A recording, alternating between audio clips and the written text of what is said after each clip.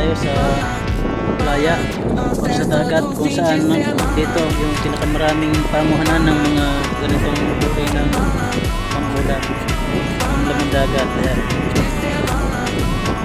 Seashell. Dito ay halaan kung tawagin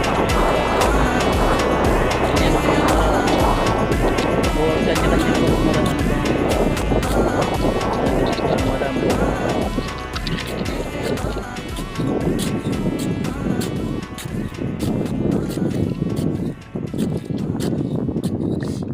Dami na panguhan tatay puro bigatan laki yun dami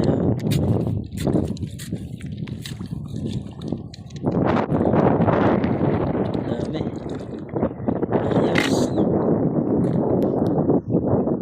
kanya-kanyang pamamaraan ng pagkuha ng halaan o lamang dagat.